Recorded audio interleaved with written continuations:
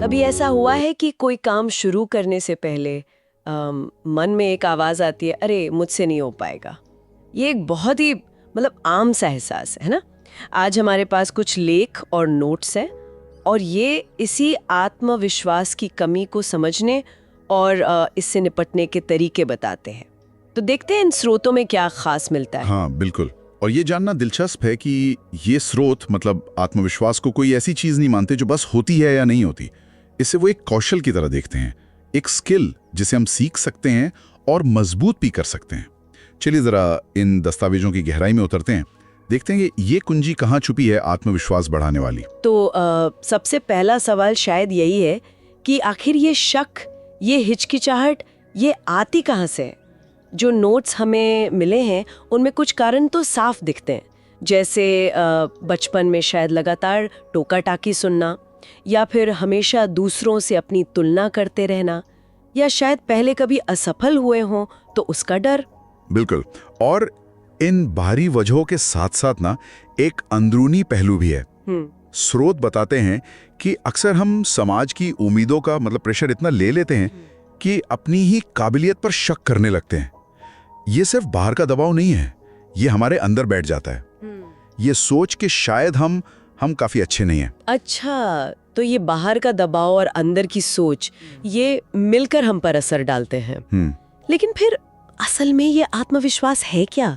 क्या इसका मतलब ये है कि हमें कभी डर ही ना लगे या हम सब कुछ जानते हों? जी, ये बहुत जरूरी सवाल उठाया आपने। और यहाँ एक लेख इसी बात पर जोर देता है कि आत्मविश्वास का मतलब सब कुछ जानना या कभी ना डरना बिल्कुल नहीं है, बल्कि ये वो भरोसा है कि ठीक है, अगर मुझे अभी नहीं आता तो कोई बात नहीं, मैं इसे सीख सकता हूँ या सीख सकती हूँ। या फिर ये कि चुनौती आएगी पर मैं उसका सामना करने का रास्ता ढूंढ लूंगा या ढूंढ लूंगी। ये अपनी क्षमताओं पर यकीन है, कमियों के बावजूद। ये बात तो सोचने वाली है। परफेक्शन नहीं, बल्कि कोशिश करने और सीखने का भरोसा रखना। तो अगर ये एक स्किल है जैसा आपने कहा, तो इसे बेहतर बनाने के तरीके भी होंगे। इन स्रोतों में क्या सुझाव मिलते हैं? हाँ, कई प्रैक्टिकल तरीके सुझाए गए हैं। एक दिलचस्प तरीका है छोटी जीतों का महत्व समझना। रोजमर्रा के छोटे छोटे लक्ष्य, उन्हें पूरा करना, जैसे कोई काम समय पर खत्म कर लिया या कुछ नया सीख लिया। स्रोत बताते हैं कि ये इसलिए काम करता है क्योंकि हर सफलता, चाहे कितनी भी छोटी क्यों ना हो, हमारे दिमाग के रिवॉर्ड सिस्टम को एक्टिवेट करती है। इससे पॉजिटिव फीलिंग्स बढ़ती हैं और वो यकीन मजबूत होता है कि हाँ, मैं कर सकता हूँ या कर सकती हूँ। ये तो काफी पावरफुल तकनीक लगती है। छोटी शुरुआत से बड़ा बदलाव आ सकता है। और क्या तरीके हैं? मैंने नोट्स में वो नेगेटिव सेल्फ टॉक के बारे में भी पढ़ा था, नकारात्मक आत्मचर्चा। बिल्कुल, वो एक और अहम पॉइंट है। हम अक्सर अनजाने में ही खुद से बहुत नेगेटिव बातें करते हैं, जैसे मैं इसके लायक नहीं हूँ या ये मुझसे नहीं होगा। एक स्टडी इस पर रोशनी डालती है कि पहला कदम है इन विचारों को पहचानना, बस नोटिस करना, फिर उन्हें चुनौती देना और बदलना। जैसे मुझसे नहीं होगा की जगह ये सोचना, ठीक है ये मुश्किल है पर मैं कोशिश करूंगा या करूंगी और देखूंगा कि क्या होता है। ये बिल्कुल वैसा है जैसे हम किसी दोस्त का हौसला बढ़ाते हैं ना, वैसे ही खुद से बात करना। हाँ, अपने ही मन की आवाज को दोस्त बनाना, आलोचक नहीं। सही बात है। विफलता को लेकर भी इन स्रोतों में एक अलग नजरिया है ना? हाँ, और ये बहुत महत्वपूर्ण है। कई लेख विफलता को अंत नहीं मानते, उसे सीखने का हिस्सा मानते हैं। थॉमस एडिसन का उदाहरण तो खैर बहुत दिया जाता है। बल्ब बनाने में हजारों बार असफलता मिली, लेकिन यहाँ ध्यान देने वाली बात यह है, जैसा कि स्रोत बताते हैं, एडिसन ने हर कोशिश को असफलता नहीं कहा, उन्होंने उसे एक प्रयोग माना, जिससे यह पता चला कि कौन सा तरीका काम नहीं करता। बस ये नजरिया ही है जो आत्मविश्वास बनाए रखता है। विफलता को डेटा पॉइंट की तरह देखना, ये वाकई सोच बदलने वाला है। प्रेरणा के लिए भी कुछ उदाहरण दिए गए हैं क्या इन स्रोतों में? जी हाँ, बिल्कुल। अभिनव बिंद्रा, मिल्खा सिंह, डॉक्टर एपीजे अब्दुल कलाम जैसे नामों का जिक्र आता है।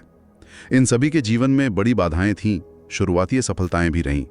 लेकिन इन दस्तावेजों में एक दिलचस्प बात यह है कि इन सब में एक चीज कॉमन थी, वो था अटूट आत्मविश्वास और अपने लक्ष्य पर फोकस। डॉक्टर कलाम के शुरुआती रिजेक्शंस हों या बिंद्रा का ओलंपिक प्रेशर, उनका विश्वास डगमगाया नहीं। ये दिखाता है कि विश्वास कहीं ना कहीं अंदर से आता है, बाहरी हालात चाहे जैसे भी हों। ये कहानियां यकीनन हिम्मत देती हैं। क्या रोजमर्रा की प्रैक्टिस के लिए भी कुछ सुझाव है? मैंने वो सकारात्मक पुष्टि मतलब पॉजिटिव अफर्मेशंस के बारे में देखा था। हाँ, पॉजिटिव अफर्मेशंस का सुझाव भी है। रोज सुबह खुद से कहना, मैं सक्षम हूँ, मैं चुनौतियों का सामना कर सकती हूँ या कर सकता हूँ। लेकिन यहाँ एक बारीकी भी है जिस पर स्रोत इशारा करते हैं। सिर्फ दोहराना काफी नहीं है, उन शब्दों को महसूस करना, उन पर यकीन करना भी जरूरी है।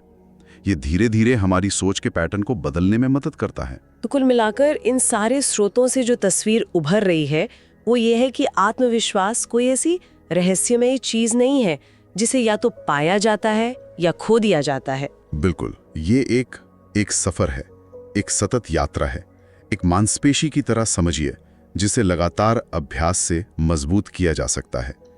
छोटी जीतें, सकारात्मक सोच, असफलताओं से सीखना और प्रेरणा लेना, ये सब उसी अभ्यास का हिस्सा हैं। और जैसा कि एक लेख याद दिलाता है, शायद हम जितना खुद को समझते हैं ना, उससे कहीं ज्यादा सक्षम हैं। बस शुरुआत उस क्षमता पर विश्वास करने से होती है। हाँ, जाते जाते एक विचार सबके लिए छोड़ जाते हैं। आज अपनी किसी एक छोटी या बड़ी ताकत को पहचानिए। सिर्फ पहचानिए नहीं, उसे मन ही मन स्वीकार कीजिए और उसकी सराहना कीजिए। जरा सोचिएगा इस पर।